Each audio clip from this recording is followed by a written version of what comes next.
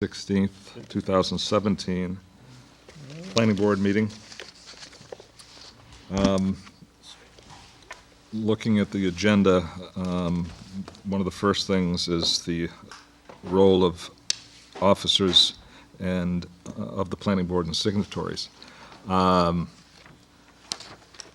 Tabitha, as you've seen, pulled out a guideline of duties of different offices.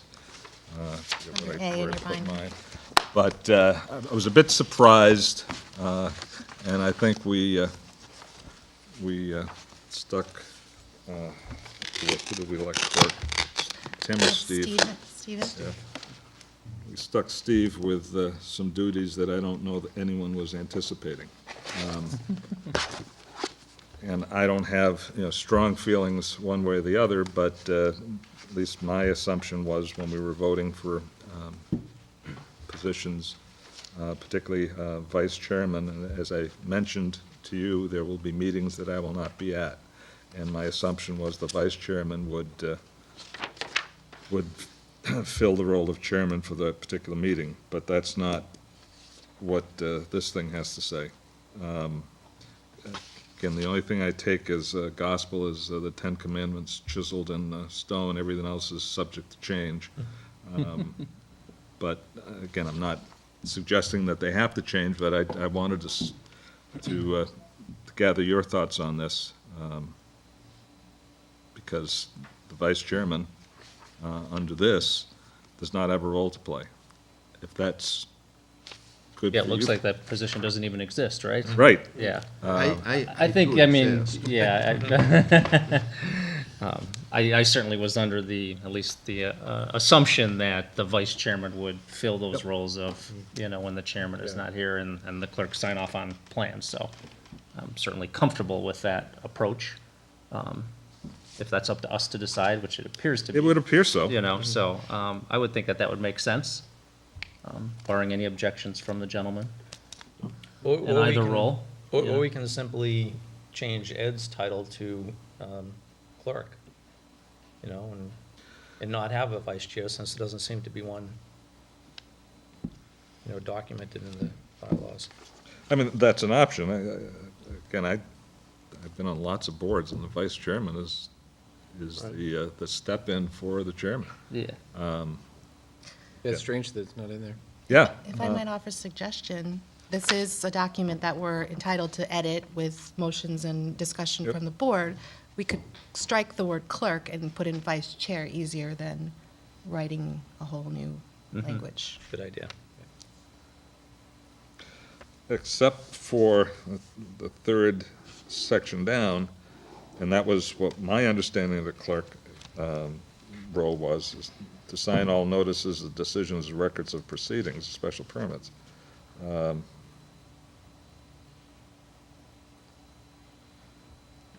We can, again, make that the role of the vice chairman. And then I don't know what the clerk would do. Yeah, I mean, for me, I think it makes sense to have the clerk be that signatory Yep. on the documents. So I'd like to, I mean, for me, I think that would make sense to have those three identified roles. We would just then have to create or modify this document to pull in the vice chairman role, pull those duties off of what's in the current duties of the clerk section, which would be the first section. First, second, and third. You could basically just split it. Yes, kind of split those roles of what's listed there.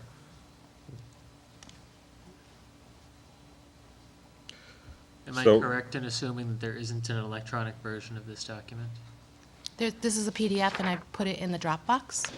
Right, but there's not an editable, No, there is not an editable version. This is from, I think, 1984, 90. And it is on my list of to-dos to want to edit that at some point, but you know Yeah. how I am backlogged. I think that we're relatively in agreement on what we want to do. I can certainly, there are websites that'll turn a PDF into an editable document. They're not perfect, but they'll get it most of the way. And then we can get it and have it and create a updated version of this. Well, what's, just so I'm clear, what is your pleasure? To leave duties of the clerk being 1 and 2 and 3? And then create the role of vice chairman as number 4? Sure. And also, because we have, Right. we ought to also have someone, in my absence, as signatory for bills or certain other documents. And to me, that could be the vice chair. Yeah, I would agree. That makes sense. Yeah. Where are we looking, 1, 2, and 3? I'm sorry, they're not numbered, I'm just, not numbered, the- yeah. they're not The bulleted, paragraphs, it's yeah. the sentences under duties of clerk. Yeah. The first 3 can stay as duties of clerk, we just create the position of, not create, but acknowledge the position of vice chairman. And we've always, and again, we've always had a vice chairman. Yeah. And I just operated under the impression, I was never vice chairman, but that, you know, that person filled in for the chairman. So we create the position, not create, but, Define. Identify it and define it, right, memorialize it, yeah. and have that be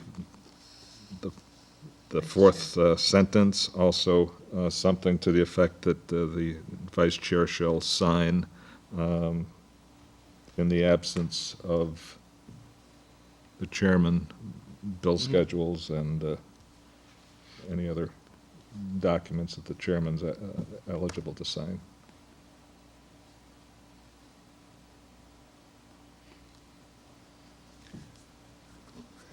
Does that work for folks? Yeah. With that? So Tim, you're are you gonna draft that up or Yeah, I think I can, modify Yeah. this? yeah. So rather than vote on it, why don't we wait for the printed copy and we just vote on that if If- that works? If I might, I will need you Oh. to sign this though tonight because Okay. Bonnie's Well, let been me- asking for it. So that indicates that yourself or Edward, or the vice chair, Ed. All right, well, then I'd entertain a motion that we establish, subject to written documentation, the duties of chairman, vice chairman, and clerk as represented by modification to this document. Does that, So Work. moved. Second. second, is any further discussion? Nope. All in favor? Aye. Opposed, abstentions, it's unanimous. And the accounting office needs the planning board's, in essence, authorization that those 3 positions are authorized to sign bills.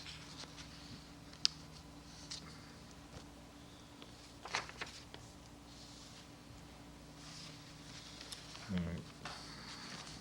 So I'll just send this around. And now while you sign that, the other item under that was the SERPED commission. I know there was some interest in becoming a SERPED commissioner currently. I sit on the SERPED commission, which is the Regional Planning Commission. However, it's a little duplicitous because I also sit on the Joint Transportation Planning Group and the RESC, which is the Economic Development Group. So in the past, we've had planning board members fulfill that position. And I left some information in your packets outlining what SERPED is and what the various committees are. So I would need a decision on that and a signature from the chair of the planning board. Yeah, I've served on the SERPED as a representative for the town planning board. Very informational. They keep you well-informed. I've alluded to in the past that they also run programs for town planning board members. They're quite in-depth. Can be beneficial, but most of the time it's run by very well-educated people, and they don't bring it down to the user level, so to speak. But it's a very interesting board. You can see what's what's impacting Norton and the regional area. What kind So of that's- time commitment is it? They generally meet monthly, Wednesday nights, 7 to 9:30, and then they have an annual meeting coming up that's a little more glamorous. Did you say there was interest among? I I said know I'd be Steve willing, yeah. mentioned it, Oh, if and Ed anybody- mentioned it as well. Like I said, it's a group, and as Ed describes, it's a group of planning board members and there's maybe 2 planning directors that actually attend. It's mostly planning board members and town planners. The Board of Selectmen also have a representative on this board. And that's still Ralph Stefanelli, I think.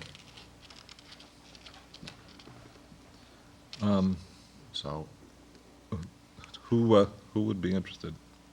I'll volunteer for it. Anyone else? let Steve do it. Great.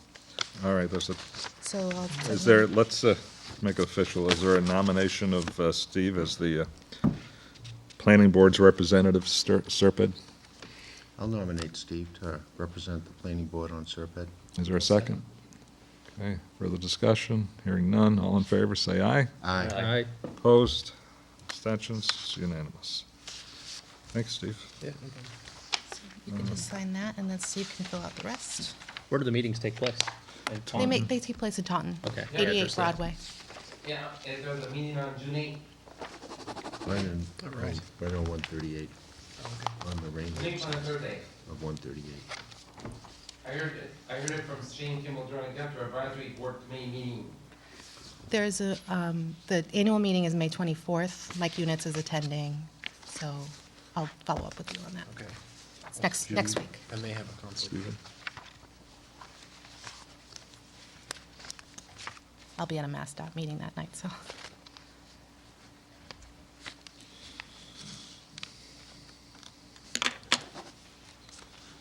Steve, if you just fill that out with your information.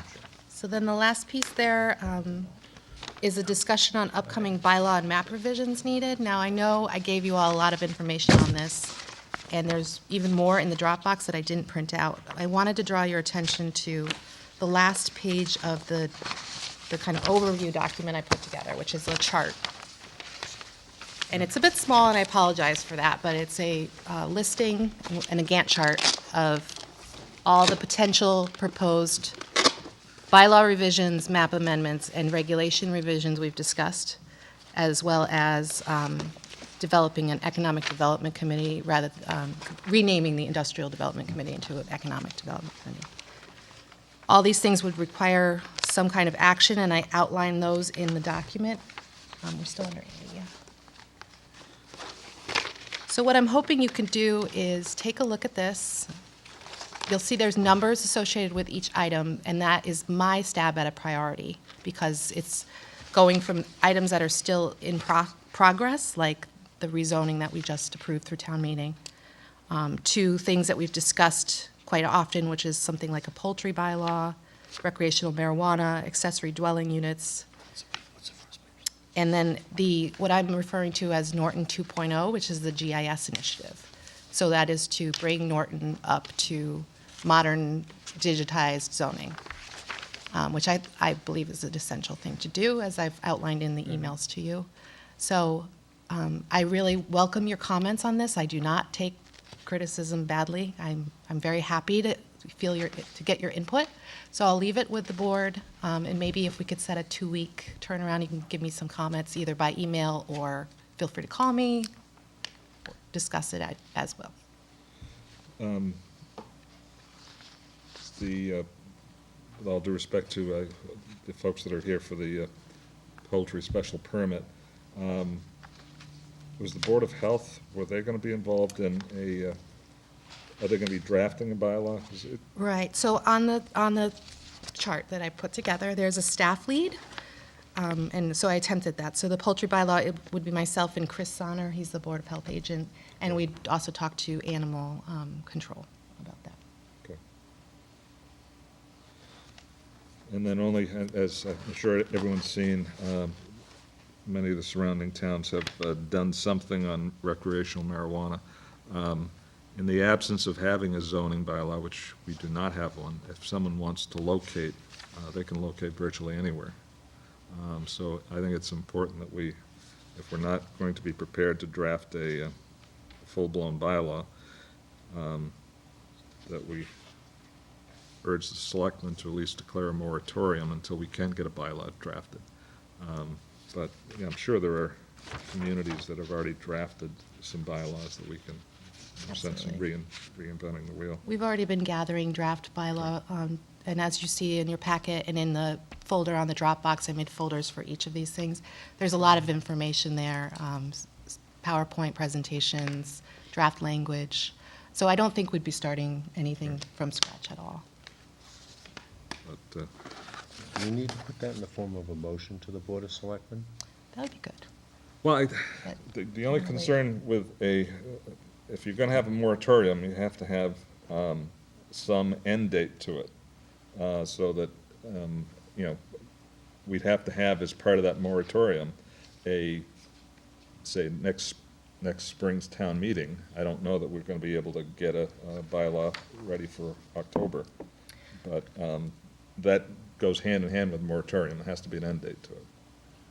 The Cannabis Control Commission that's getting set up by the state is, from last I heard, I think they're coming out with regulations in January 2018. I don't know if anyone's heard anything else differently.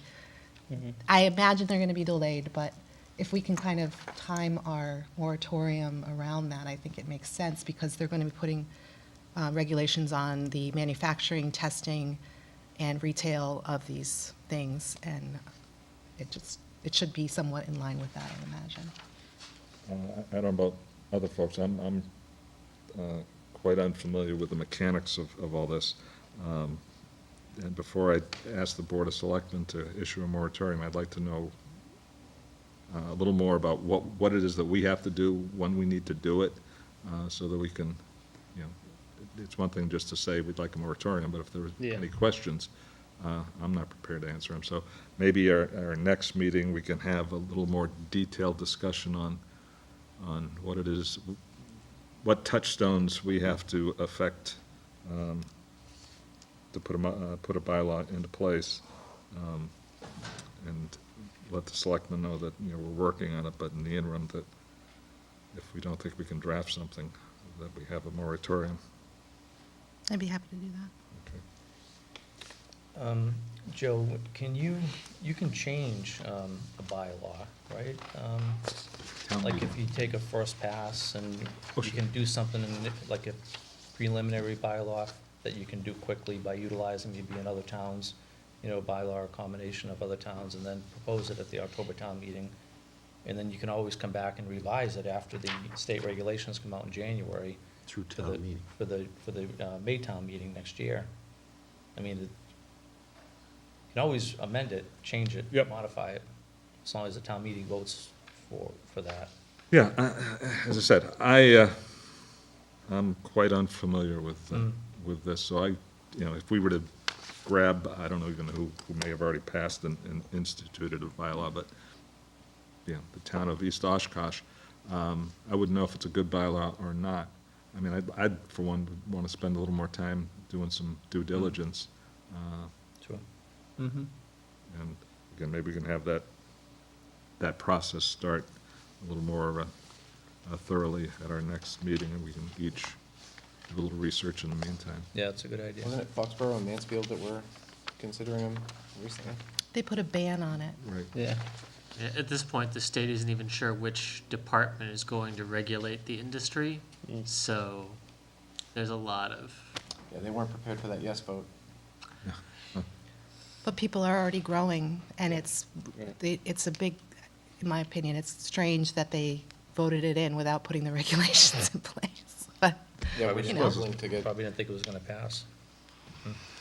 Well, if we're vulnerable, and I don't know if we are as a town, then that would, if we can have something for the October town meeting, maybe that's better than Right. having a moratorium and waiting. I don't know, I would suggest, I would agree with Joe, that a moratorium would hold us less, would make us less vulnerable. And then in the meantime, the staff would have a chance to draft something, to have the board review it, to hear it publicly, and then it can go to town meeting. Sounds good. Right.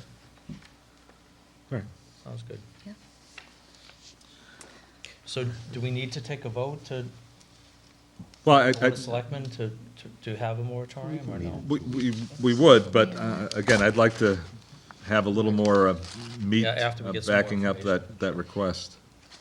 Yeah, so next meeting, I think there'll be more, yeah, let's have more discussion in depth on it. And, Yep. yeah, Right, so if you could just take a look at everything. Yeah, be prepared to read Be through prepared and- to have that discussion. Well, I apologize, we're already late on the special permit, keeping of chickens. Is there, let's see, grab that. So that's under tab 1 of your binder, is a review from the department, and I can ask the applicant owners to come up now and speak on behalf of the project.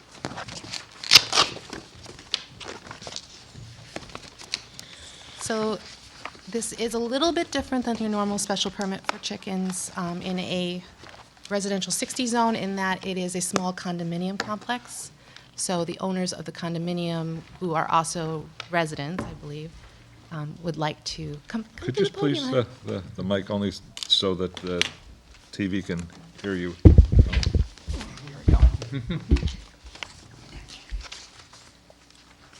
Could you just identify yourselves, please, Okay, my name is Cole Young. I'm one of the trustees of the condominium complex, and your assistant? and this is my daughter, Tessa. Hi, Tessa. It is by my daughter's request that we have chickens on our property because she would like to raise some chickens for eggs and for meat. You want to give a little description of the coop and how you want to? Yep, we put the permit through for 12 chickens. We're actually planning on just buying 6 at first, but I was told you have to overlap if you're going to go continue more than 1 year. So that we would have 6 for the first year, and then we get 6 for the second year and slaughter the first 6, so they'd kind of overlap each other so that we'd have eggs year-round. And so that would be the size of the coop. The floor plan of the coop is 4 by 8, and then the run, the outside caged-in area for the chickens is 12 by 8. How many units in the condo association? There are only 2. It's a Oh, duplex. oh, it's a duplex? Yes, sir. And your other, We have the signature of the other trustee of the duplex, and that's, is it McLeod? Pat McLeod, Okay. Patricia McLeod. yeah. Oh, okay. All right, so- There you go.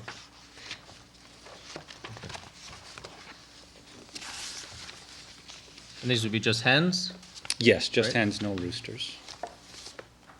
That's correct. And the purpose would be for the eggs and the meat? Yes.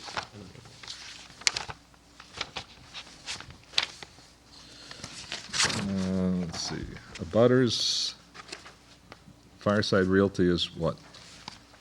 Fireside Realty, that was, that must be the property, the 200 acres that are behind us.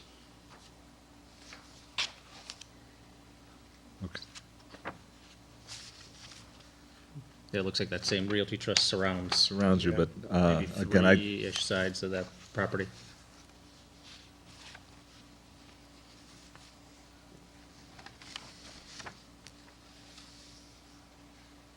And the location would be right along the property line? Is that Yeah, it's, how we're seeing that? Is there a fence there now dividing properties? Is it there is open? no fence dividing properties at the moment. It's in a little bit of a wooded area.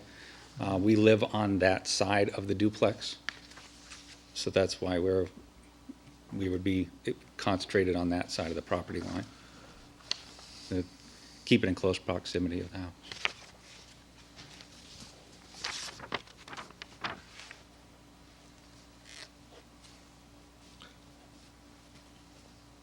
other questions? You- So on both of the properties, or the 3 properties that say Fireside Realty, there's no homes on those? Yes, there's homes on either side. There's a duplex on both sides of the property, but there's no houses on the back side of the property. Okay. You're, if I'm reading this or interpreting correctly, you propose to put the coop right on the property line? Close to, yes. And how close is any resident to that property line? Their house has got to be Do we know? 40 feet from the property line on that side. And they were noticed by way of the special permit? For the hearing. That's 1304. Is there a fence or anything? No, there's no fence dividing it. Are there shrubs or screening? It's in the wooded area, so there's trees all over there, but there's nothing positively defining the property line. And the hens will all be in, in essence, Contained within within the, the coop. contained within that run and coop area, right? Correct. Yeah. Have you spoken with the neighbors at all, or? I don't know if have we talked to Tommy and, no. Okay, They have been noticed, yeah. yeah. Is there a setback requirement? Well, that's what I'm looking up. There's going to be a sideline. Though, I guess there's a 20-foot setback on normal construction.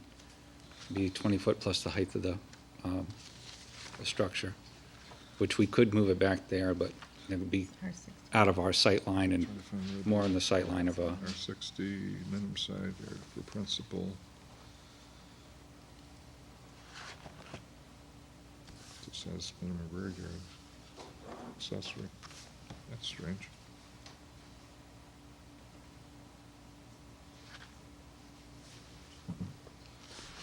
Oh, here we are. 10 feet. 10 feet, okay. Okay. That's certainly doable.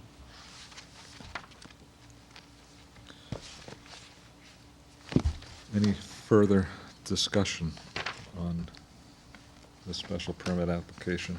I don't know, that was a question that Ed asked. Is there a law saying that you have to have a fence around a coop, or is a coop enough for securing the chickens? I'm not aware of any law that requires. I was concerned about the setback. Oh, the You know, 'cause okay, The abutter is only 40 feet away, right. you know. Chicken manure can be nasty. You have provisions for removing it? Yes, sir. We have a garden, and we'll be using it as a Working it compost and into the working into garden? the garden. Okay. Anyone from the audience? Anyone else? Questions from the board? Otherwise, I'd entertain a motion to close the hearing. So moved. Second? All in favor of closing the hearing, say aye. Aye. Opposed? Abstentions? It's unanimous. If you're ready, I'd entertain a motion to approve the special permit for hens only, I think is I will second. with a, Can I just interrupt? yep, a Right. limit. Would, we have previously conditioned that they can only have hens and have required adequate husbandry conditions for coop and runs, and we've disallowed roosters, so do you want to condition the special permit with Right, those? that's why it was Yeah, hens only, I would but we recommend, want to yeah. put a limit of 12? 12. Mm-hmm. Okay, is that Yeah, agreeable limit of to 12 the? with the similar conditions we've done in the past, I think makes sense. Okay, Yeah. there's been a motion, there's a second. Second? Any further discussion on the motion? Hearing none, all in favor, say aye. Aye. Opposed, abstentions? It's unanimous. Good luck. Thank you. Did a great job.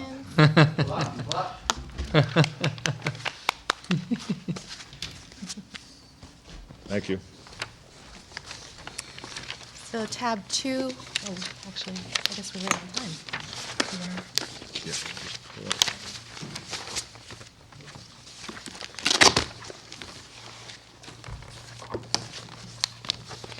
7:45, we have a continuance on a site plan review for David Rossi. Mr. Rossi, come on up. So you'll find the materials under tab 2 of your binder. A little bit of this got in under the wire, so the deep head review on the top has 5 attachments to it. So you'll find parking scheme A, parking scheme B, photographs of the building type, landscape plan, and then the attached packet from the last planning board meeting is flagged as it has the application and the original site plan and materials we discussed at the last meeting. It's a little bit different format on this one, where I put the recommendation up first and then went through the site plan approval, landscaping, and stormwater bylaw before coming to issues and comments from staff. I thought maybe that way we could talk about the major things up front, and then if there was questions, we could review the rest. So with that, I'll leave it to David Rossi, who I got this document to, so I believe you've seen it. Yes. And the recommendation is the 4 bullets on the front, which is that requested waivers would require a motion and vote in regards to Mass DEP site plan review surface drainage standards. The applicant has indicated a willingness to comply with additional submission requirements. In regards to stormwater bylaw standards, a limit of work has not been determined, but is assumed to be less than an acre, and we will treat that as such. And then we would recommend to either continue the hearing to allow the applicant to address all the comments, or approve the project with waivers and conditions and a surety. I'll leave it to you. Okay. Mr. Rossi, you've been busy in the last 2 weeks. A little bit, yeah. What plan are we going forward with in terms of parking? Is that A, parking scheme A? Well, the thing with the parking was, the goal there was to show that there are provisions for the parking. In the last discussion, my understanding was that the board wanted to see that that the lot could be provided with parking for, to meet zoning requirements. Although I did request a waiver for the parking. Right. But you did want to see that it could handle that. Specifically, it seemed, the question came up that if septic work was required, how we would still be able to handle the parking. So what I provided was 2 different septic placement proposals, and the parking that could then be accommodated with both proposals. Okay. Was it determined that you have to replace the septic system? That's not been determined yet. There are comments from the health inspector on that. Yeah, Want to address that? Yep, that was in, I guess there was some, On page 4. Yeah, as long as you can pass Title V. there was some question that went back and forth. From Chris, the BOH agent, had sent out an email. I guess there was some confusion that he thought the small building on the property was coming down, and that meant that right off the bat, that a new septic system had been installed. An email was sent, seemed like copied everybody to that effect. I then got in touch with Chris, and we had a discussion, a couple emails back and forth, to clearly state that is not the intention at all. The intention is to keep the small building and use the existing septic system that's there. He then came back and said, yeah, so it was confusion. It wasn't an initial requirement. However, he does want to see that a Title V, that does pass Title V inspection. Has that been requested at this point, to get the Title V inspection? He has not requested it. You have to. But I do have to do that. I mean, Yeah. I was saying, as part of his approval, I didn't know, my assumption was that comes after the planning board. I thought that, I understood that to be part of what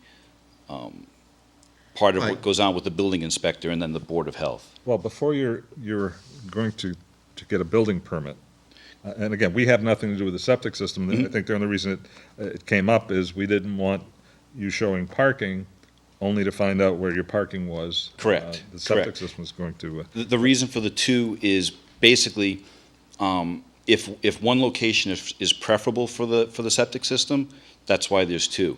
I mean, there's a little bit different grade. I think it was like a 2-foot grade. I don't know what the engineering will find in either location, so that's why I tried to provide 2 options. Did you have a Title V from the sale? No, Okay, no, because it wasn't financed. I think, yeah, we want to. one of the other concerns was the ability of a UPS truck, and it's a little tough to tell here. Yeah, we had spoken about that. What I did to address that, and I don't know if it'll be sufficient to everybody, but we can talk about it, I guess. I had UPS come to the site. I scheduled the driveway when he was coming to make the pickup, and I went up to him, I asked him, could you please pull into the driveway and turn around, demonstrate you can turn around so that I can tell the board that it works. He said he couldn't do that because he couldn't back up on 123. He said he'd get in trouble with UPS. It wouldn't work out. He did get out of the truck. He walked with me up the property. He looked at the driveway, the turnaround area. I said, you know, what do you think? He said, no problem. Again, I don't know if that's sufficient or what would be necessary to be sufficient, but he had no reservations about being able to turn in the area. Well, part of the problem is that the driveway that is there now extends onto your abutting property. Yeah, well, true. It's just a couple feet of that is hanging over. I mean, it's hard to see. It doesn't, the scale of it on that drawing isn't really accurate, but that was the drawing that we had, so. Yeah, well, but, I don't know about others, but I'd have to see something that shows dimensions of your property line to the edge of the driveway.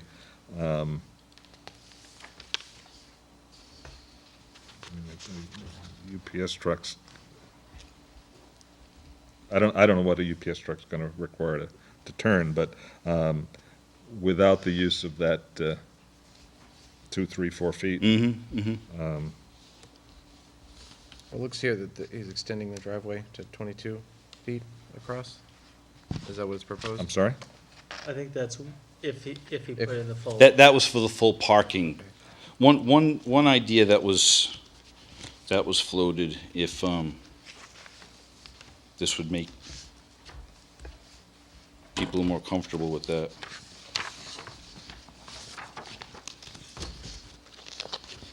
Tabitha, can I? Oh, yes, This just got finished, but it might be Sure. something that. there you go.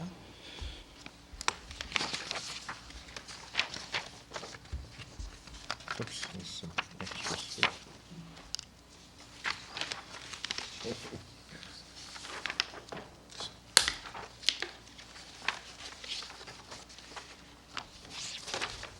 You know, something along those lines that might give a little bit more of a turning radius, if that's a concern. Yeah, we'd have to see some dimensions on this. Okay. I don't imagine we have, there are handbooks for, Right, so I can provide you with turning radius standards. So that's generally how engineers will design a roadway or a driveway layout. So I could do that. okay, yeah. Yeah, that would be. Again, if it works, Okay. I don't think we have an issue, but again, we have to make Absolutely. assurances that it does work. Absolutely. Yeah, and we would have to have those only up to the property line, not across, you Sure. know? Yeah, so this, this arc that you've drawn in here, if you could also put dimensions from the property line to the peak, the height of the arc, so that we have some sense of, and maybe the arc has to move up because. Sure. You know, you turn in there and you're gonna back out.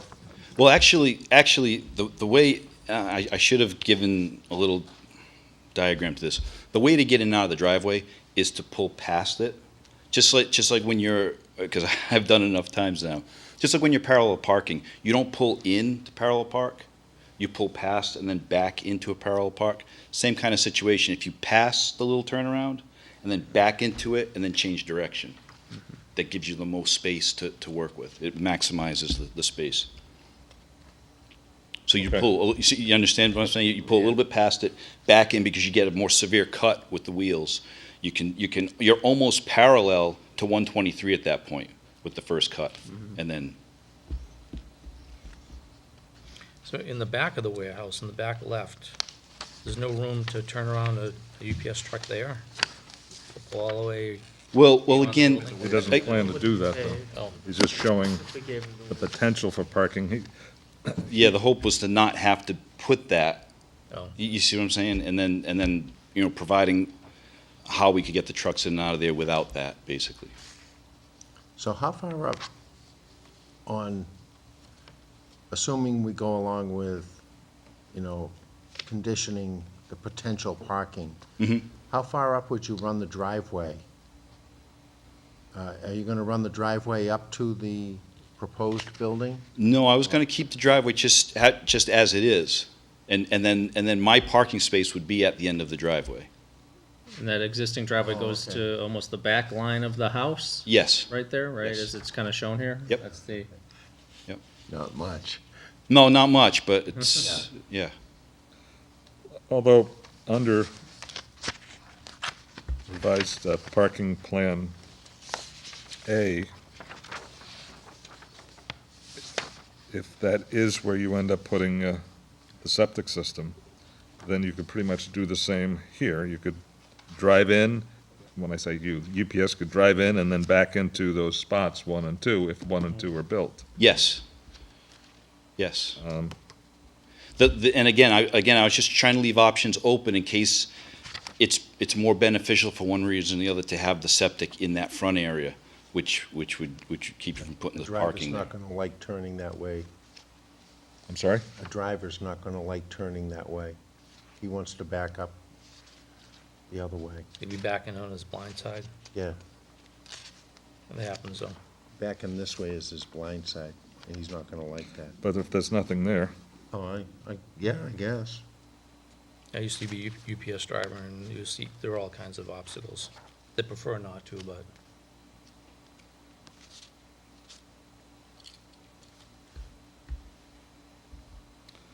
I like the idea of, Joe's idea of creating the parking spaces 1 and 2 and let the driver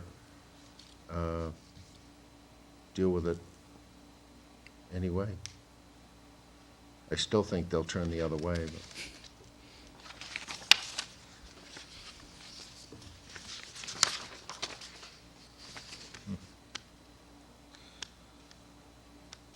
well, if you have access to those turning dimensions, if you could share them with Mr. Rossi and superimpose them on, or either on one of these or draft a new one, because that's the key. Mhm.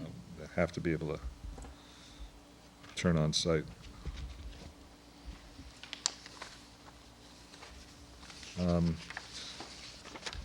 We also have some proposed elevations for building on, if there are any. Yeah, those are just some examples that were enclosed there for basically what the building will look like. General style. what are you thinking in terms of, number of garage doors? Will there be a roll-up door? Will there be just regular door? Yeah, I'm man looking door? at, I'm looking at 2 garage doors, Okay. 2-man doors. If you look at, actually, both of the proposals for the septic / parking, A and B, they're shown on those drawings. I'm sorry, And you've indicated lighting on those drawings as well. I'm sorry, is it on there or is it on the landscape one? I'm sorry. Have it on the I see it on landscape. here. It's on the landscape They're on one. both. They're on it. Okay, you see the 2-man doors and, And the overhead roll-ups. yeah, correct. Okay, so the two roll-ups will be on the side and then man doors on front and back. And then the lighting's on there as well. You're gonna keep the driveway as existing is what you hope, but are you gonna have any paving to the garage doors? No, I wasn't going to.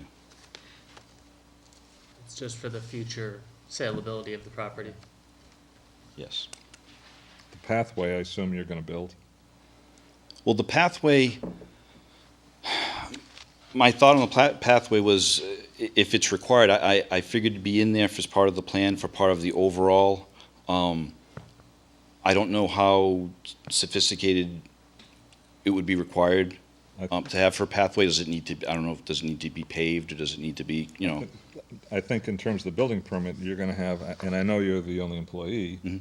but I think you're gonna need ADA compliance, which would require it to be paved, concrete, and You would need a grading plan for that as well, Mhm. because you need to slope it at 5% or less, Okay.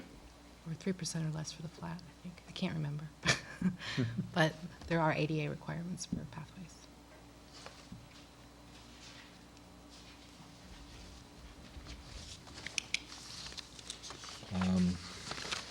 Other issues. So some of the other things, so he requested a waiver on the landscape plan, but though he has provided one at this time, so. Yeah, I went back to the property and kind of felt a little embarrassed that I was asking for a waiver on the landscape plan after spending some time looking at it and through a different set of lenses. And, yeah, so I went back and came up with a landscape plan, realizing it does need some work over there. And then the submission requirements for a surface drainage plan and outdoor lighting plan have been asked to be waived. Did you want to talk about those at all? Well, I guess a lot of, regarding the drainage plan, I guess it depends where the planning board comes down in the whole opinion on the parking lot scheme. Because that's going to have a huge impact on what's required engineering-wise and what needs to be done for the drainage plan. If the impervious additions are minimal, then it's going to mean a lot less stormwater management. The stormwater management for the building itself, I think I had mentioned before, I've had 2 engineers look at that, and those were the 2 different submissions for the initial meeting. And that seems to be able to, I'm assuming that's going to be taken care of through whatever that means they came up with there for the 2 different areas. How are you going to handle roof runoff on the left side of the building? It was going to run under, it's going to come down with downspouts and then go under. Under your slab to the. No, not under the slab, but under the ground in front of the building. Projected beyond both ends, both gable ends. And tied into the, And tied into that large 125-foot. Oh, okay. And that's a gravel-filled swale?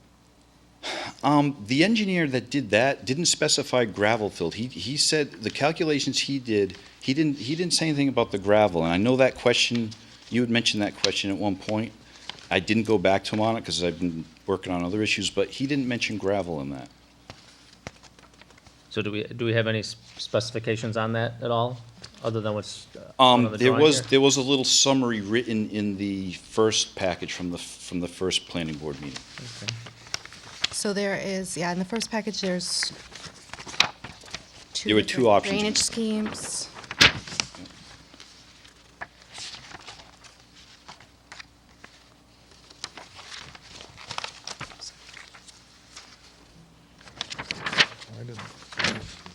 I didn't see any drainage on this. No, they're separate attached. They're all heat map. It should be, sorry. That's what I know, by all means. Very I clear. think he's looking for these. I remember this That's from it. the last meeting.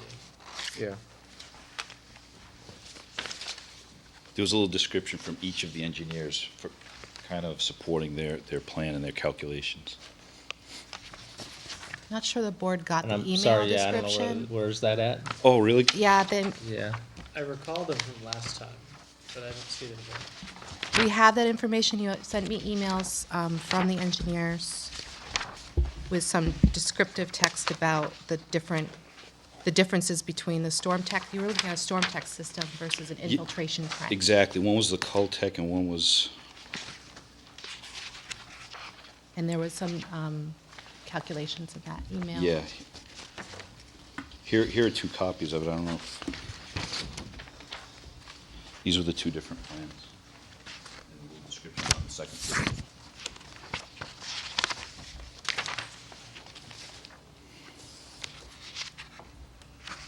So the description on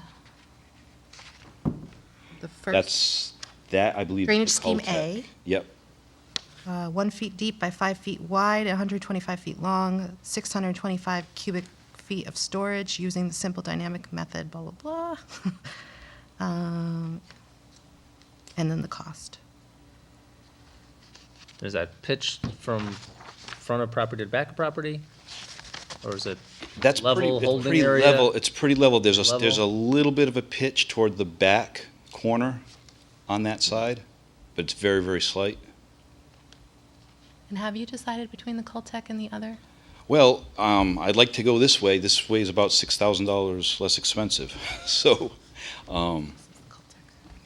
when I got One the, is that That was which? 125 that's the foot. 125 foot, Okay. yeah, yeah.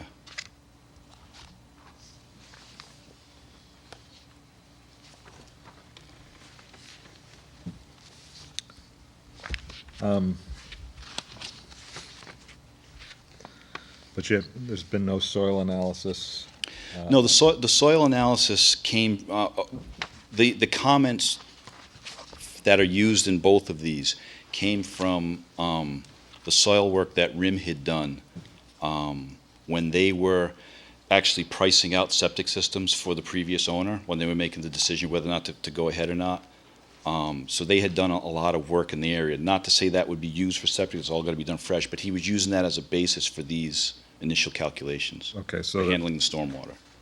this Tony Capichetti is aware of the soils and feels that a simple swale trench soils can handle the anticipated Yeah, runoff. well, of the he's, roof. he's aware, I gave him the information from, basically from RIM saying what type of grade of soil it is. And he said, if it is this soil, this is,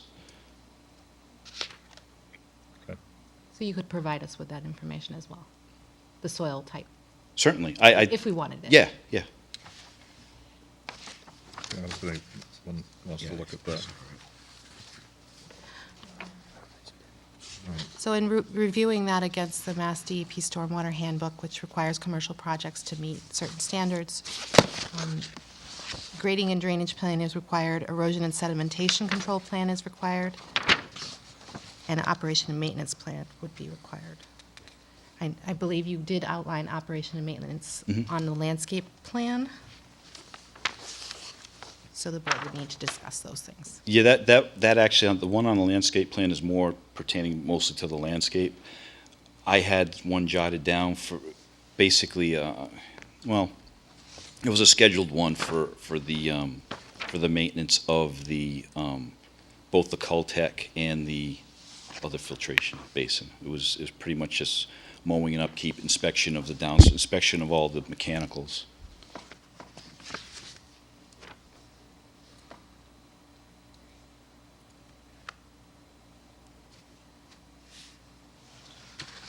With the parking plan, did we talk about fire and safety access at the last meeting? No, Without pavement, how would, if there was a fire in the building, how would the, fire apparatus reach it? I don't remember if we did have that. no, that's a good point, Kevin, no. I haven't received any comments from fire on this. I did send it around, but they haven't seen, I mean, well, actually, they should have been able to see everything. I saw the previous plan, which had roughly the same situation. But I'm not sure if they would know that that parking wouldn't exist. I'm sorry, what's the question? The point of the waiver would be that the parking and long driveway doesn't exist. So I think if the fire representative looked at the plan and saw this nice big driveway, they wouldn't give it a second look. Yeah, that's right, Tim. Because if you're not part of the discussion, like we are, you would assume that this pavement going around the back to 8 spots around the back and is fully accessible. But in fact, it's gonna be sitting in the middle of grass, right? Yeah, so No pavement the trees around. along the 50 feet behind the existing building. potential driveway are gonna come down. Yes. That'll- Some large pines there right now. I think that would satisfy the fire department as long as they have. Just to have that clear space. Even if it's saturated, like we were talking about stormwater runoff. But that's on the other side. Okay. That's on the right-hand side. All right, Maybe we can get some closure on a few things. Maybe the easiest one, the landscape plan that's been submitted. I don't know if folks are satisfied that that's going to be sufficient. Tabitha, can I ask for your comments on plantings and such to this end? Is, you know, Mr. Rossi brought it in, and we had a little fun teasing about it. I think you did a good job to attempt the landscaping. I know Ed was concerned about screening from the road. I took a drive by it, and David, Mr. Rossi and I both agree that it needs some help. So he seems to be trying to do the best thing here, and I think the plants are not invasive. It's not a very detailed plan, but I think it's sufficient for the type of project. are the gray, are those existing? Those are trees, existing. right? Okay, so we're just talking about the bed in front of the house and the bed out front. Yes. Okay. I would like to see, since you asked, the operation and maintenance, you've shown that, so that's really. Right.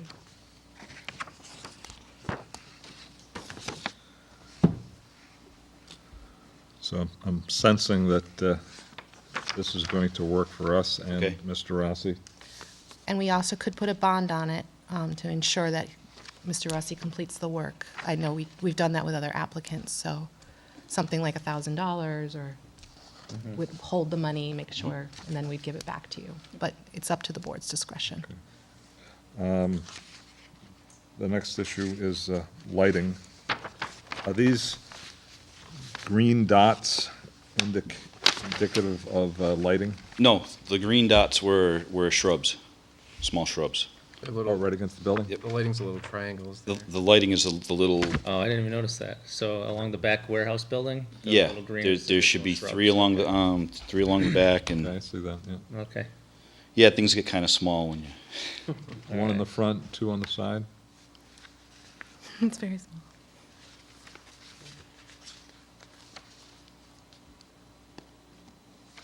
So 7 light fixtures is what it says. Downward pointing wall-mounted lighting, 7 places. yes.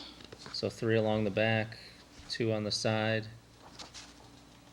I see 1 in the front. I see 6. And There's maybe one I'm in the missing existing building. Yeah, one was added to the Oh, existing one on the building existing, for the okay. pathway, I to see. light the I pathway. see. Okay. And why the three in the back? If none of that is going to be parking?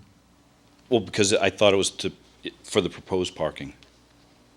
Oh, okay. If there was parking there, you'd want the light scheme Yep. for how that would be dealt with. But without the parking, can I assume that those lights won't, Yeah, there wouldn't be lights there. So you're asking for, if you get the Well, actually, I'm parking sorry, waiver, you would want the outdoor lighting Well, waiver. there would, I would assume there'd be one required for the back man door. right?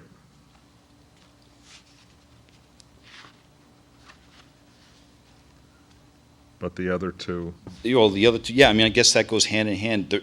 Whether or not Yeah, they with the are there goes hand in hand with the parking. They're only on that drawing to. Because of the parking. Because of the parking. And there are no pole-mounted lights. No. Yeah, but helpful to have a plan of what you're looking to do with waivers and such, you know? Yeah, To show, don't show the parking lot, show where the lights are gonna be, to kind of have that in place, so as not to just draw any confusion with anybody else that's reviewing this, that sees, the parking space, the driveway, parking spaces, et cetera. well, we can do that. my concern, and we all have plans that sometimes may or may not be fulfilled. If, for whatever reason, you decide, I'm gonna sell this property, and someone decides to use this, then they're gonna need parking, and they're gonna need lighting, so I think we need to go with this as proposed, and if it's not built out, fine, but we need to be prepared, neighbors need to be prepared for this as a potential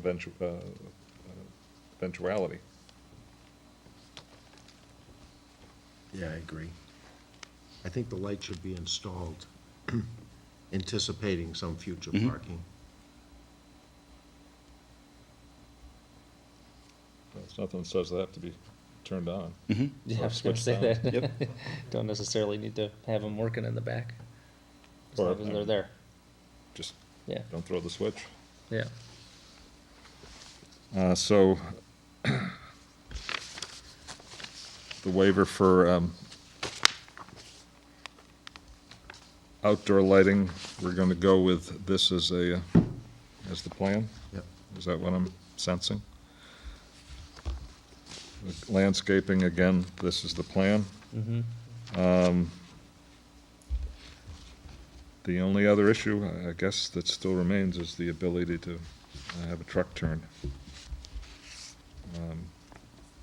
So if we can continue this to our next meeting, if you can get together with Tabitha and get those The dimensional requirements. requirements, I think that pretty much wraps it up. Well, can we have a decision on what you're gonna do for the stormwater management too? And I really wanna know that the septic system is not gonna be moved. That it's not gonna be moved? Yeah, hopefully it passes and it's not gonna Okay. be moved. He won't, Because how will that, Title V. right, but the drainage is Yeah, that won't affect our. under either Could scenario. affect parking. It'll move, what are the two options? Yeah, basically just moves two of the spots. Yeah, flip-flops, yeah. But the drainage to the building should be unaffected. Should be by untouched. that. Right. I guess looking at this from a future perspective, if a future owner, not yourself, wanted to put additional parking, would the stormwater system that you're putting into the building be able to handle that situation?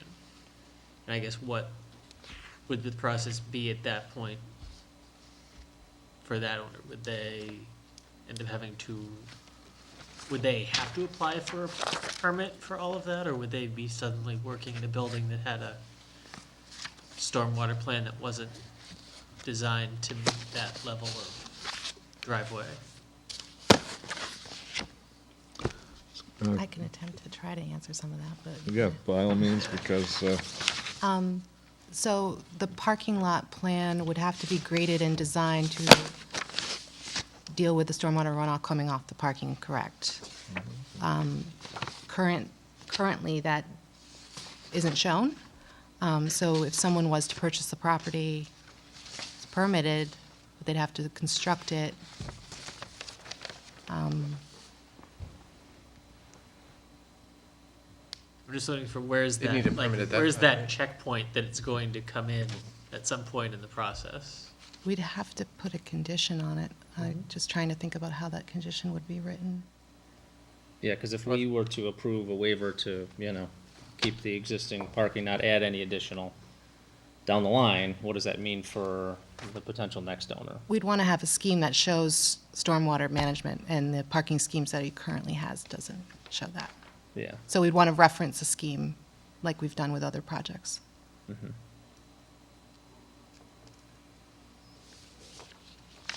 So we need to plan for parking lot water management even Yeah. now.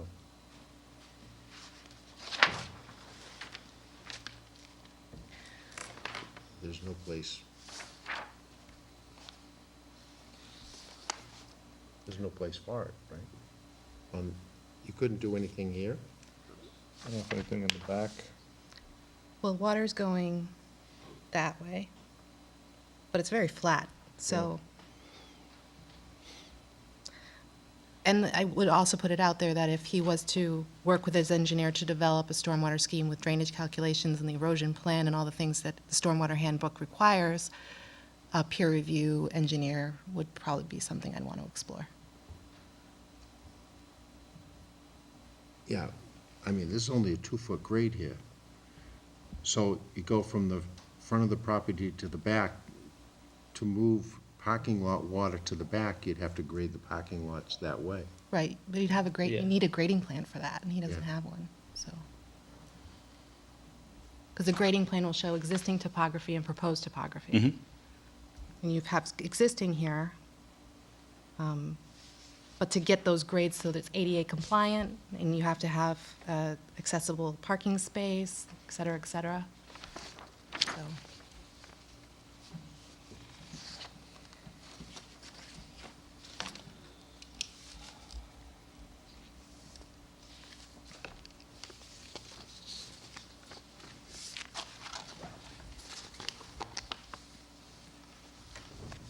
So conditioning future parking would also have to condition the creation of the extended driveway and the parking lot in the back and stormwater management for that installation, right? Would have to all be conditioned? that's what Jennifer Carlino, when she met with David and I, she brought that up as an option.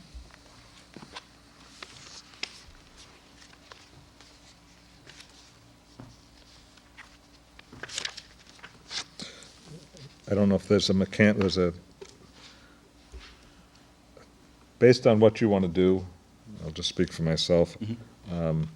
I think what you've done here is going to work again for me, other than the truck turnaround. But whether mechanically we can, we're going to issue a waiver based on what you're looking for on the parking. But if there is if this was a special permit, we could put a condition that goes with a special permit that any build-out of the parking be done only after there's calculations for the stormwater for that parking. I don't know mechanically if we can do that for a site plan. If that's not recorded, the special permit would be. Site plans are recorded. Recorded with the registry? Oh, Special permits are. no, you're right, we don't. But we have, I mean, if we can record, here's my concern, Mr. Ross. Someone, down the road, you've made your millions, or you retire, you sell the building, and someone thinks that, well, like, this got approved, I can just build that parking, only to find out that they can't either handle the drainage, or they, worse yet, don't think about drainage, and now all of a sudden, your parking drainage is running off to a butter's property. I mean, I'm torn between, I don't want to hamper you with all those calculations if your intent is never to do it, but by the same token, I have to be concerned with a potential buyer buying something that he then is, or she is totally unaware of. So if there's a mechanical way of, bond. not so much a bond, but again, a deed recording that says that, again, with a special permit, that special permit is registered at the Registry of Deeds, and whoever buys the property has to do due diligence and says, well, wait a minute, there's this condition that I know about. Sure, that they should know about. Right, I don't know, it's just not something that I'm familiar with, whether a simple site plan can also be recorded with that requirement so that a subsequent owner is well aware of it. Maybe that's something we can either through, It can be attached, can it, to the special permit? well, that's There's the not a thing, it's not a permit. special permit. Yeah, this is just a request of a waiver. So does it mean opening a special permit? Would that, We would have to Yeah, have a public that's a- hearing. oh, then you go the whole Whole other direction, okay. kettle of fish. I don't know if we're gonna find it in there, but it might be a question for town council. Yeah, that would be a good question for town council. Do folks I know what agree. my concern is? Yeah, I think Again, I don't want No, I him understand. jumping through hoops he'll never have to potentially deal with, but No, I appreciate that, that's, I think I'm generally in agreement with you on general assumptions about the plan. With the addition of kind of the fire question that you brought up earlier, yeah, that's a, with understanding that they actually understand that the driveway would not be there.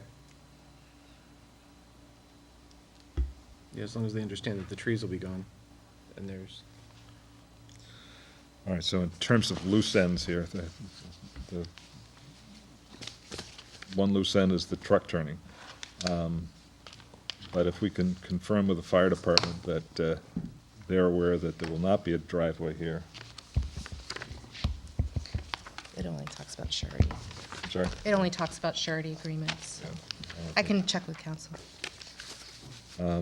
See if we can record a condition for the, that if in fact the parking is built as the site plan shows, that there will be a requirement for stormwater calculations and obviously mitigation.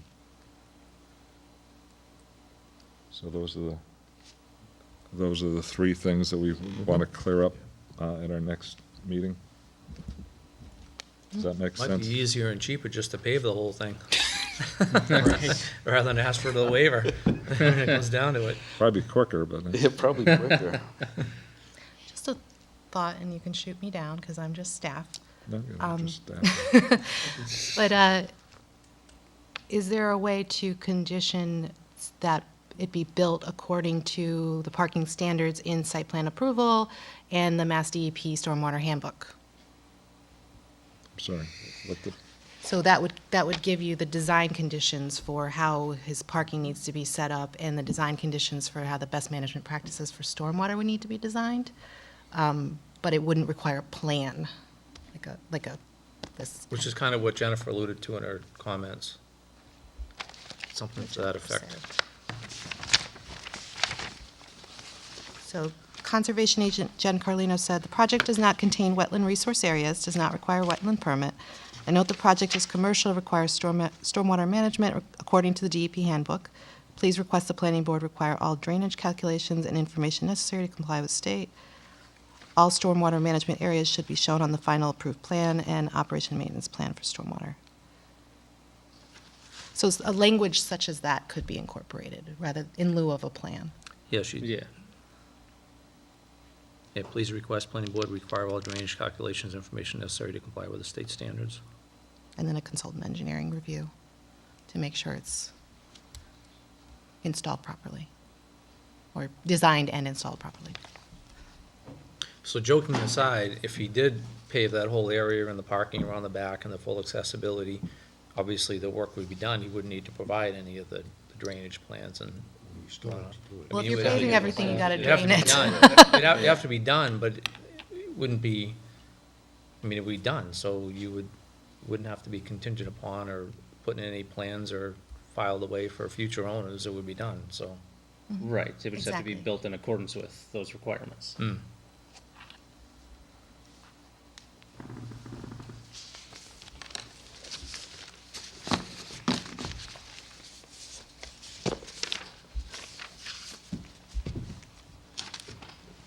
Yeah, I can't see the fire truck going on a wet day like it was last week, driving even on a dry part of the land on the grass and risking their vehicle getting stuck and such. I just can't envision that, but to make sure that the fire chief knows that, the plan as, requested for the waiver, it doesn't include any pavement around the building.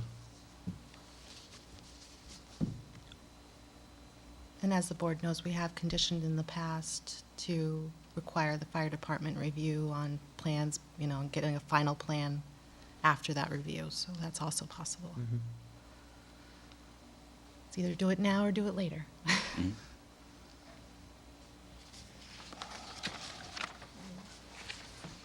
as I read this, I think someone's gonna have to do the calculations to see, even though this isn't gonna be built, if it should be built.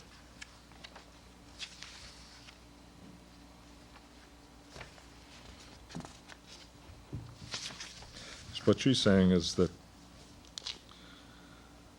require all drainage calculations and information necessary to comply with the state standards. Now, that all stormwater management areas should be shown on the final approved plan, and an approved operation management plan for the stormwater system should be required.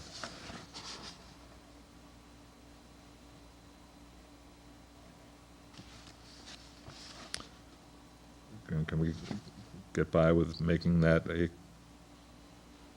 condition of any future alteration to this property. Yeah, question. So who would determine that? Well, I mean, my thought was if we could ask town council to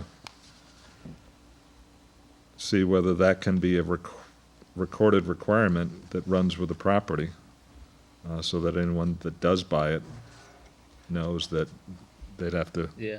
you know, do the calculations if they plan on using that parking. And it's, you know, as I look at it, it's not just the parking, but the proposed 22-foot driveway. There's more impervious, quite a bit more impervious area for the parking and driveway than there is just for this building. Which was, that was really the basis when I was looking for the waiver. It's just, it's not, at least for my use, it's not gonna be used. And just to create all that extra, it just creates a lot of extra. Yep. So, I mean, I completely understand the decision that you're looking at. I get it. Just telling you whether, you know, what my thought was with the whole waiver request.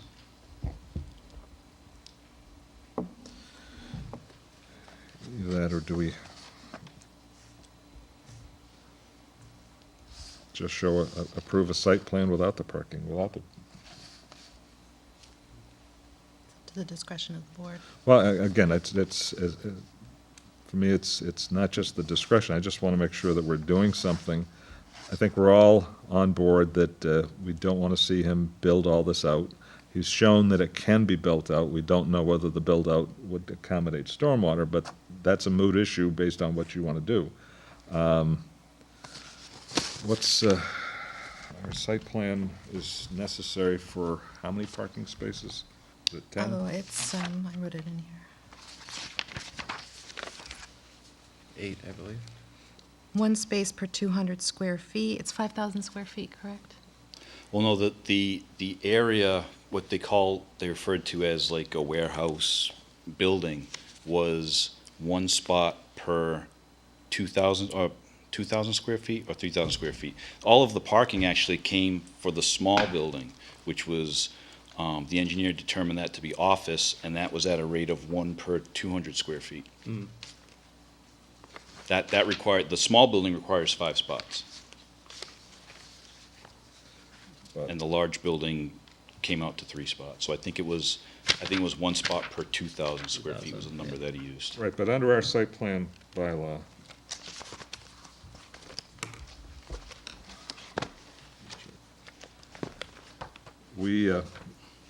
if someone wants to build X number of parking spaces, they have to go through a site plan. Special. I think Oh, yeah, it it's a was special 10. permit. It If was it's 10. over 25, it's a special permit. That's the threshold you're thinking of, I think. But there's another threshold for something like. I think it was 10 10. spots that you're talking about. I remember reading that. That's 10 what I for thought. site plan review. It was the square footage triggered it, but the parking would have. Parking was another thing that Right, could trigger it, because that's we correct. discussed that with Yep. Brian. Yep. All right, no, I was just thinking that that would take care of it, but it wouldn't.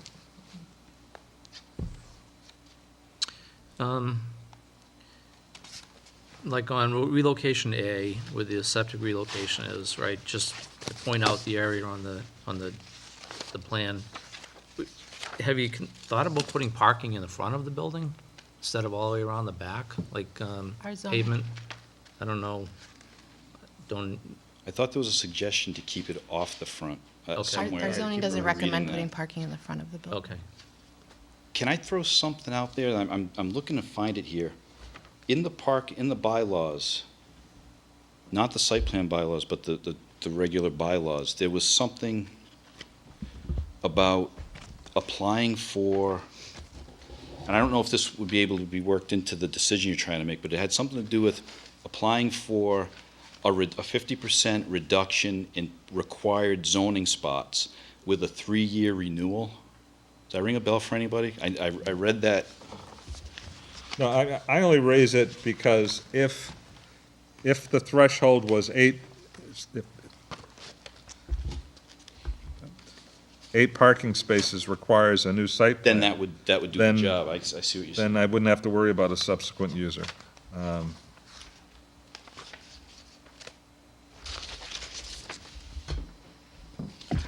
Page Page 58, Heather. 7.7.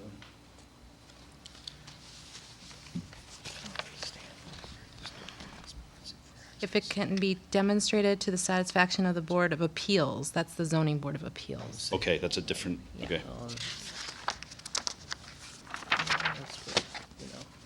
All right, so So yeah, in a commercial district, adjoining parcels may combine buildings of area of 2,000 square feet or greater every floor. You can have a turnaround, Thought it's a parking. Sorry. have these spots over here somewhere. have I muddied this up enough? But,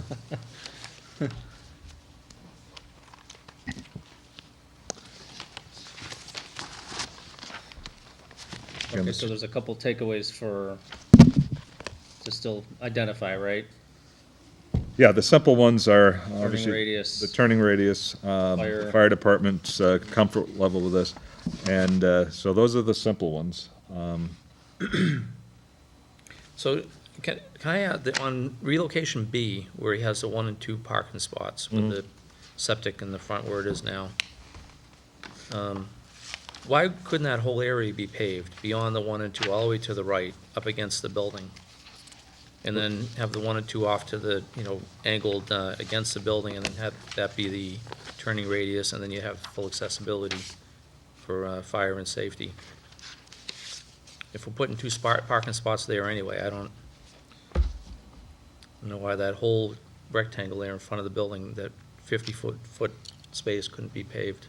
I mean, I'm asking, I'm not suggesting. Well, I think that, the first answer is that he doesn't plan on doing any of this parking, other than what's required to turn a UPS truck. Again, whoever raised the issue of the fire department, I think Tim, That was, I just piggybacked on it. the, Yeah, but he's looking to get a waiver for any parking, and I'll just use the existing driveway, because he says he's the only occupant, and for his purpose, that's fine. I've got personally no issue with it. My only concern is that if this is the site plan that's approved, showing that additional parking, and 3 years down the road, someone buys that property, and they go ahead and pave it, and all of a sudden, we've got water running into the butters because this does not show, stormwater drainage calculations. By the same token, there's no point in doing those calculations if you're not gonna build this out. Right, so wouldn't we review and approve a plan that shows the, no additional parking and as is? This is the condition that we're looking to build the structure and surrounding, landscaping, lighting, et cetera, without that additional parking. Well, I think what we've seen is that they've shown the additional parking. Most of these are, if you will, more capital intensive. They show the parking, they show the calculations, but they say we're not gonna, build all that out unless the planning board requires it. And, the history has been that, we don't want any more impervious area than we need to. But the calculations have been done. We know it works. It just doesn't get built. Yeah. We don't know that this works. That's the concern I have. And given, Mr. Rossi's, plan here, there's no point in making him jump through those hoops if he doesn't plan to build it. The only concern is down the road. So if we can take care of that, if you can pose that somehow to town council or whomever, how do we, trigger a review and let any subsequent owner know that they're gonna have to deal with this if we approve this?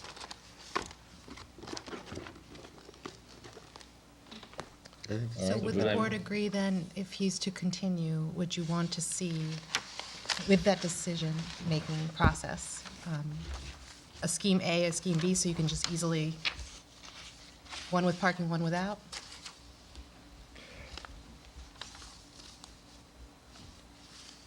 If that's what council says we, Yeah, if council says, go ahead and approve it without the parking, you're gonna waive it anyways. But the only concern is that, okay, we've waived all the parking, someone buys it and puts 8 parking spaces, they don't have to come back. Because there's nothing that triggers, if they put 10, they've gotta come back. the subsequent buyer puts 10 parking spaces in here, then they're gonna have to come back for a site plan review. So if you can somehow explain that to council, and, we're trying to serve two masters. I don't wanna, I understand. draw on your checkbook, but by the same token, I don't wanna leave us wide open for a problem later on. And I kind of read through things just to get acquainted with it. I'm wondering is there anything in the Mass Stormwater Handbook that triggers The triggers. A review these permit is requirements? done. That's the one. You are subject to the review No, requirements of the. I'm saying the Subsequent. the subsequent. Yeah, that's all state commercial projects, Mhm. so. There's some exceptions, I think, for residential, some smaller subdivisions, but commercial projects are subject to DEP standards. I think what he's asking, if somebody were to buy the property from him and put 10 parking spots or 8 parking spots, would they have to go through that process anyway to comply with the runoff and? The fact that it doesn't trigger anything in Norton may be superseded by the fact that it does trigger at state, so it does get done. Right, and this is where the stormwater bylaw comes in, so not to burden the conversation, but the DEP standards cover the whole state. Norton has stormwater bylaw we just passed, and that attempts to somewhat tweak those standards because we have an MS4 permit with the EPA that we have to meet because we have pollution. Certain types of pollution, I don't want to alarm people. But, so we're MS4 community for nitrogen and total suspended solids. So that's why the stormwater bylaw came out, because it has a bit more stringency to it. But the state standards apply to all projects regardless.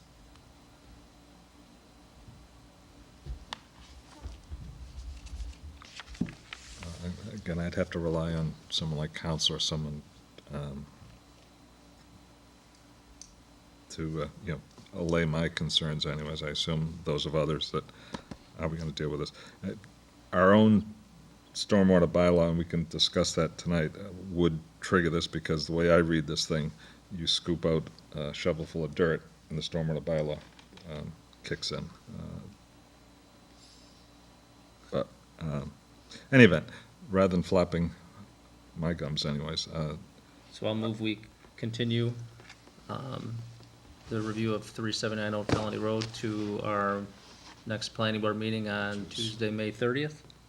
I don't believe we No, have. we don't have a May meeting. 30th. Oh, we don't have one on the That's, 30th. June 13th is the next one. June 13th, okay. We don't have one on May 30th, okay. It's a holiday. and the election, Oh, that's right, there's Bump the us back election, to it. okay, that's what I forgot. so it's almost a month from now. I was gonna say the holiday's the Monday, so. It'll be June 6th.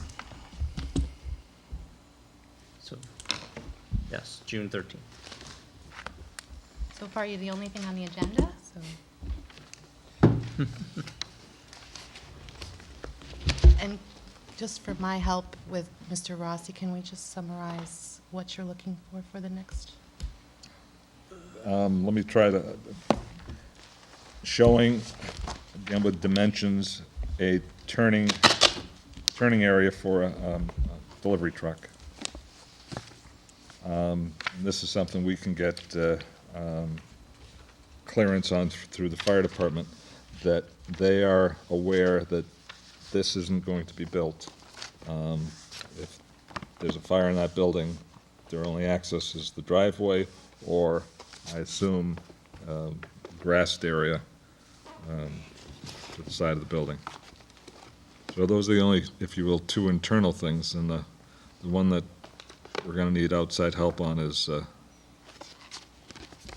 how do we record, or do we need to record some type of notice to a subsequent property owner that the construction of any of these parking areas that we are prepared to waive, I assume we're prepared to waive them, will require a new site plan, complete with drainage calculations.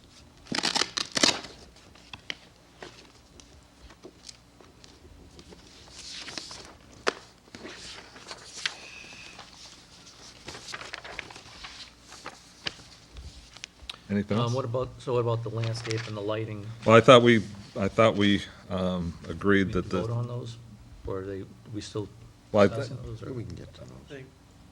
I don't know that Vote on the whole we'd thing. vote Yeah. vote as an entire package. My sense was, unless I'm misreading folks, that this landscaping plan and the lighting plan are okay. Yeah.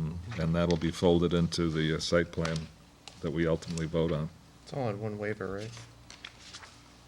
Well, they're separate waivers, but it's one site plan submittal and approval, I assume. So waivers would not be required because he has provided the information. Right. Well, they're waivers because it's not a landscape architect and all that stuff. Right, that's- No, we're gonna take this as it stands. Okay. I think- Anything else, Mr. Rossi? I No. I apologize just- that we're, Yeah, no, I'm moving just trying, along, I'm but- trying to look at different angles. I'm just, one thing that just was running through my head. The concern, and I just may be missing this because I'm looking at it from one side. The concern of the future purchaser, how would that be different than any other lot? because. Wouldn't you always have to consider that as a, if it's not there, even if it's on the plan, if you're physically looking at a site, a property you're gonna buy, and it doesn't have all that parking, don't you have to consider that? Or am I missing? Well, but the problem is, we're gonna approve something Mhm. that shows the parking. You're not gonna build it. Right, So I buy it, and I go back and look at the planning board minutes, and As on approved. such and such a day, this was approved. yeah, I got you. You're not, it'd be different if there was a requirement that whoever buys it is gonna add to the building. That building permit will Right. require certain other things, but Right. this is a green light to go ahead and build Whatever's on there, I got you. as designed. Yeah. And again, we can do that. Again, what we're missing is the stormwater calculations. If we had the stormwater calculations, unless I'm missing something, that show that this is where the detention basin will be, it handles all that. If you want to do that engineering, we can fold that into the site plan, but it doesn't sound like you want to go to that expense, and maybe because I you're not going have to do it. Maybe I have to. I don't know, I'll have to take a look and, If, that would make things a lot more straightforward, I would imagine. Because that would be a plan that works. I'm sorry? That would be a plan that works that we're approving. as Right. opposed to Right. That's the key to it. Before you give that some thought and get back to Tabitha, if that's something you're prepared to do, have those calculations made and some, engineering evidence that it works, then we don't have to deal with town. I probably shouldn't have said what I said. I'd rather explore that other, because what I thought was a simple building is, phew. Yeah. I think we need to explore the other one. So I'll find about that ASAP and get back to you and work with you, because if we have a month until the next meeting, and that's the case, it'd be great to be prepared for that discussion. No good deed shall go unpunished, so much for. All right, thank you. Thank you. Thank you again. I'm sorry, we had a motion on the floor to continue. right. Second. All in favor? Who seconded? Aye. Ed seconded. Aye. All in favor, opposed, abstentions, unanimous. All right, thank you again. very much. Good night. Thank you. All right. Oh, thanks.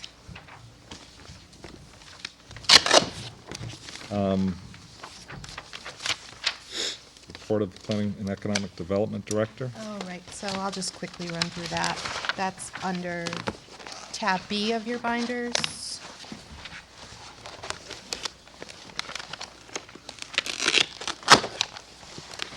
And this is just a overview of current applications in process. That is what we just heard, so I'll skip that. Decisions, 3 decisions were, the appeal periods ended yesterday, and that is the Ryder Truck 60 Commerce Way decision, the Norton Self-Storage decision, and the East Hodges Shared Driveway decision. And I am already following up with Norton Self-Storage about getting the check for the bond. She's coming in tomorrow. And talking to, we have a new contact, actually, Craig Larson now has a PM under him, Lori Stewart, who will be the main point of contact. And they seem very amenable.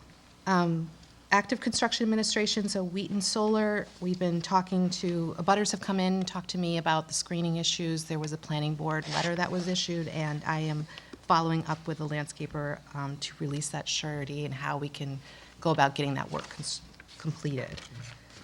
So the abutters were inquiring as to when that was gonna begin, is that what the Yeah, inquiry was? they haven't seen action on it, and they've been Yeah. concerned, so Okay, I've been discussing it with them, and we have a conference call on Thursday. okay. Yeah, there's a whole series of trees that have been well eaten by the deer. Yes, I'm aware of that, it's arborvitae, and I said they need to have some kind of understory plantings or a replacement tree, so. I can't believe we approved arborvitae's. Yeah, That seems, that's, arborvitae's a salad to deer. I lost, yeah, Don't there must bite. be 20 trees that they're eating from 8 feet down. Yeah. Yeah, so, we're holding them accountable there. South Shore Millworks just popped back up from 2015. The landscaping surety is incomplete. They have a surety agreement that they were supposed to put in place. There's a little bit of gray area as to what happened with that. I'm following up with the building inspector for our contact on that, because he's been contacted and was asking me. New England Ice Cream, we are still waiting on Campanelli for some revised plans and to close out that final bit of landscaping, and the drainage basin in the back needed some revisions because it wasn't draining properly. Other planning news, you know that the bylaws went through town meeting, and we are having a pre-application meeting with Condyne to have sort of a multilateral department head approach to this project before we really get into permitting each parcel. So we'll be having that discussion in-house next week. And then some upcoming workshops, trainings, and seminars. This week, this coming week, Serped's coming in to talk about the Complete Streets project, and we're also discussing with MassDOT the 123-495 interchange. I know that's of interest, especially regarding Leonard Street. That's a TIP project, the Transportation Improvement Plan, and they have 25% plans. I got a conference call invite for next week, so we'll be discussing it with MassDOT. And then there's a NOAA groundbreaking for 46 Commerce Way. Everyone was invited. Oh, yeah, saw that. Serped annual meeting, which I already mentioned. The MassDOT CIP update, I'll be attending that. And that's all money for transportation projects, which is good. And then affordable housing workshops, June 6th and 7th. Is And then the chart. Condyne meeting open to us if we wanted to attend? Which or one? The Condyne, or, The groundbreaking, you mean? no, the Oh, the Condyne. 23rd? At this point, it's staff and Mike Units. I will let you know if there's points where comments. I Let me assume- know if you have When's additional the comments. NOA groundbreaking? Thursday. Where I just saw it. 25th. The NOAA groundbreaking, Yeah. 46 Commerce Way, 1 o'clock on Thursday. Thank you. Condyne, I assume they're gonna come in with an A&R first to break up property in the lots, because obviously they can't be permitting specific sites without sites. No, Okay. we're catching them ahead of everything. Tabitha, could you explain for us new folks, the 20-day appeal period, what that means? Oh, yeah, sorry about that. So every decision, we have our vote in our meeting. I draft the decision, I have 14 days from the vote to when it's supposed to be posted. So then we post it with the chair or the vice chair's signature, that it's finalized and the vote's been made, and it has all the proceedings from the meeting, so it's all in the decision. And then 20 days is the period, it's kind of like when get a divorce. You sign the paperwork and you have 3 months for it to be finalized. So it's like that.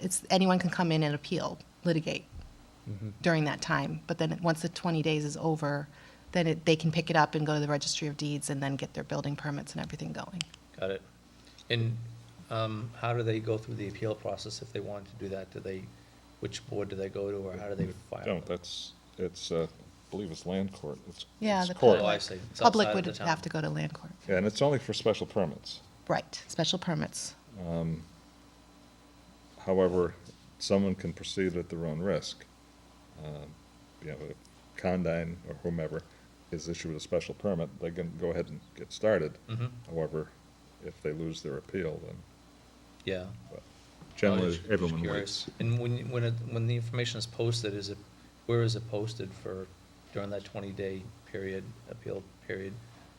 So I bring it to the clerk's office, and she, I might not know all this, but we stamp it with the clerk. She holds it in the clerk's office. We make it known, because the abutters are mailed again, that it's the 20-day appeal period has started. Got it. So everybody in the 300-foot radius is noticed, saying that they could come to Town Hall and pick it up and look at it and sue if they wanted to. And then essentially. bring it to their attorney or whatever from there if they choose to appeal, I guess, or, Yeah, they would have to go through an attorney, I'd imagine. okay, thank you.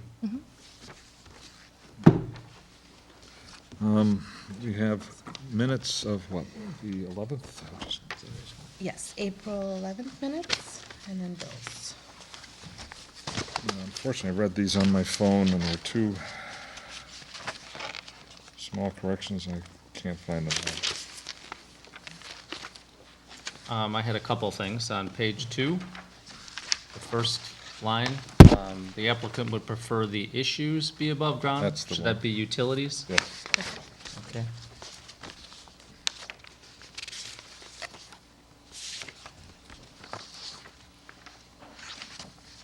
Was there? I had a couple other little minor corrections. Page 4, third paragraph from the bottom, beginning with Ms. Harris. Second or third sentence, the applicant responded that he could not get one, it says on time for the meeting or in time for the meeting? Get one in time, on time for the meeting? Yeah. Yeah. Page 5, my name is misspelled a couple times.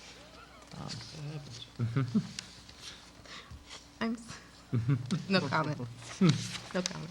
And then also on page 5, at the first top paragraph, second line, the building inspector sent an email. The building inspector sent an email to the town planner, should be sent with a T. I think that was all I had. And I, I have a quick question. This is in Dropbox. I can open this up and read it before the meeting, correct? Yeah. Just a suggestion, like I said, that it's important that these are the legal notes we take in the meeting for town record. In my opinion, the most important part of this is the vote, how we voted, plus if we said something that we didn't say, it's a time to correct that. The first comment about the word utilize, that's important, but I just feel with anything that's grammatical or misspelling, we can always send you an email before the meeting, just to let you know where, it's, I'll never be an English teacher. But at the same time, I feel like the importance of this is that we agree that this did take place and that the way that we voted. But other stuff, I think we can just speedy by mentioning before the meeting through email. I'm Yeah, okay I with just that, agree how with the that. board is. Fair enough. It's not because he called me Francis or anything like that. So, okay. And I will tell you that, and we'll all be pleased that we interviewed 2 recording secretary candidates this week, and we're interviewing another one next week, and so far, so good. Good. So we'll have one very soon. I found the one that, page 3, almost at the bottom, 3 bullets or sentences up. Ms. Harris noted the board liked to see all the trees on one side. I think that was all the poles. Polls.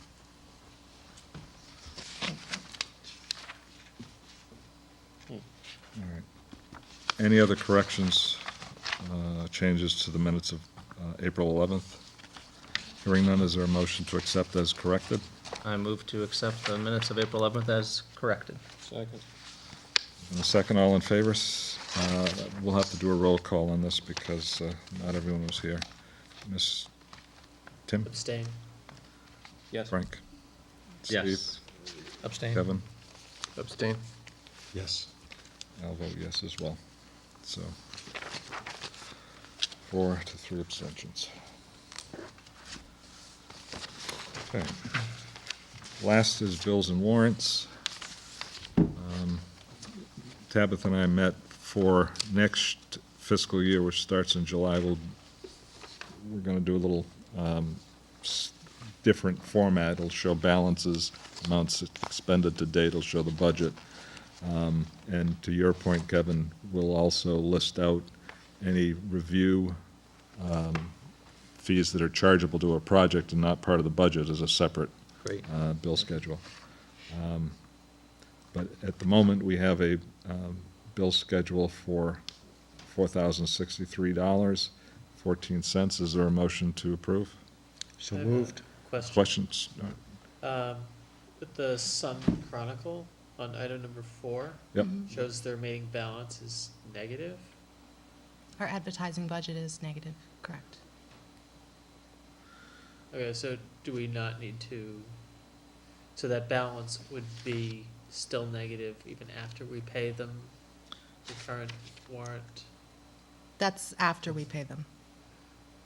They get paid. We make the adjustment at town meeting.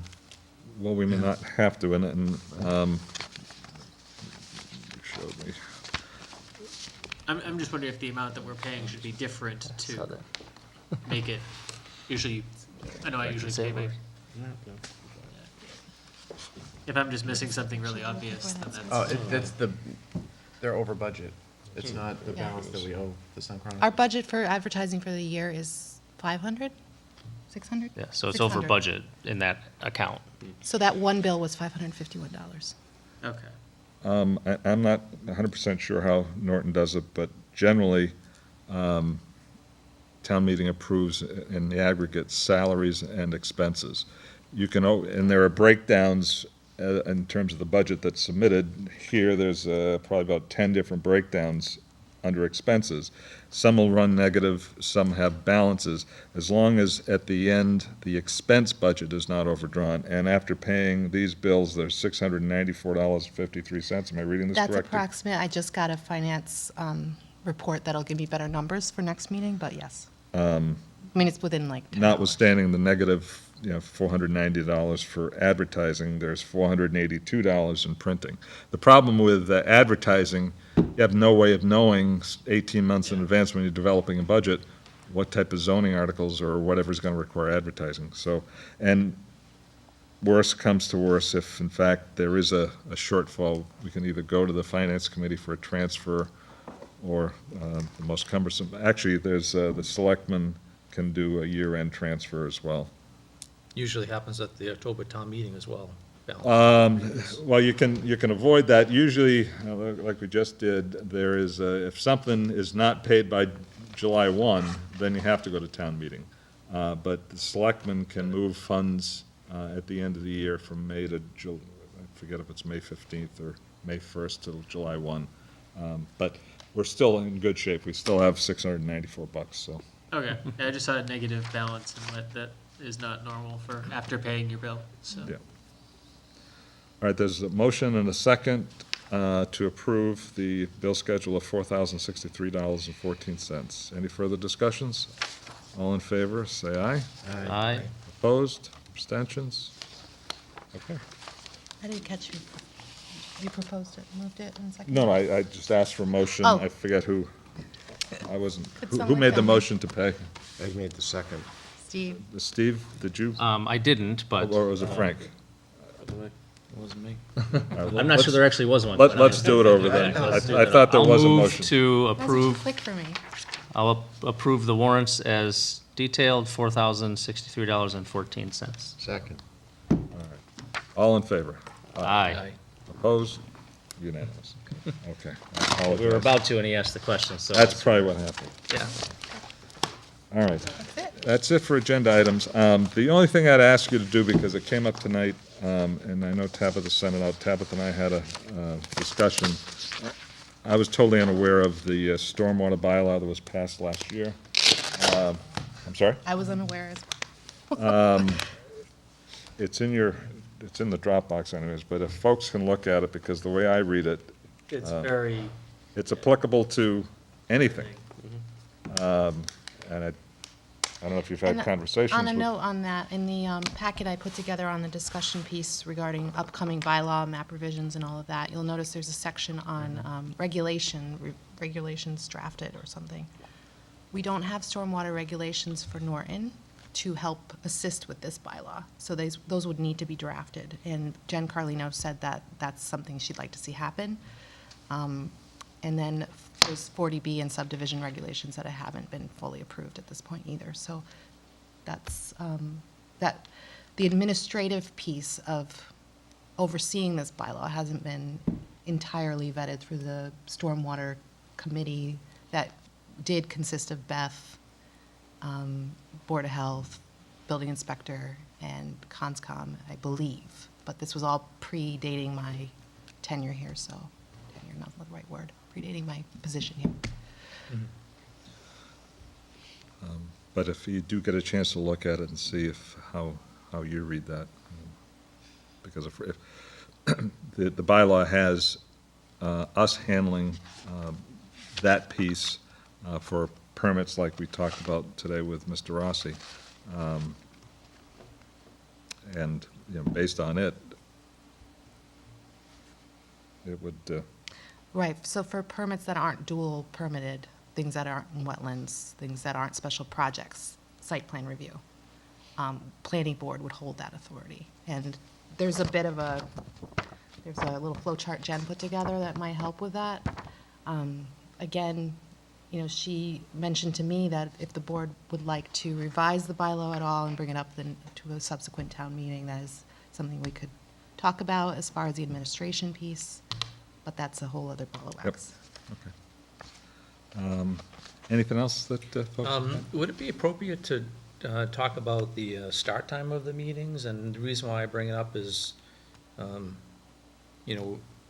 out of the 7 of us are within, a year or less. And I believe that Joanne, with her work schedule, 7:15 worked out well for her. I didn't know if it was something we may want to revisit, whether 7:15 is a good time for everybody. I'm flexible either, at all, later, earlier is fine with me, but some people with children and some folks, we're probably gonna have some long meetings over the next couple of years, with special permits and such, so I figured I'd throw it out there and see if this time works well for everybody. As opposed to what, starting earlier? Yeah, I mean, like, other committees start as early, 6:30, the selectmen start at 7:30, finance committee is 7:30, maybe the selectmen's earlier, but I don't know, I just figured I'd kick it around and see difference to me. if anyone else has any preference. I'd be open to it. Essentially like 7 AM start time or earlier? 7 AM, 7 PM. Some of them maybe. AM. Yeah. Well, I don't know what everybody's schedule is. Like, Yeah, I if- mean, I commute up to Boston every day, so, Right. As do I 7 I could probably make work. It's, 7:15 is good for you then, See Steve? my office. 7:15 is from here, fine. I mean, we can move it up to 7 too, for that, all that matter. Well, I don't want anyone to rush. I just figured Yeah. I'd throw it out there because it's, it's probably a good time to talk, just to make sure it's still a good time for everybody, 7:15.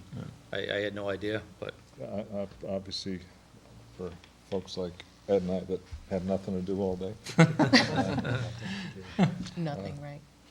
But am I sensing that 7:15 is going to work for more rather than less? I think 7 or 7:15 would be fine. Any earlier Yeah. than that would be kind of rush to eat something, I think, for me personally. I don't know if, and I'm not a resident of Norton, but is the 7:15 start time something people know of? It's a, I don't want to confuse folks. Well, other than Peter, who attends all our meetings, I don't know Yeah, that, what does Peter think?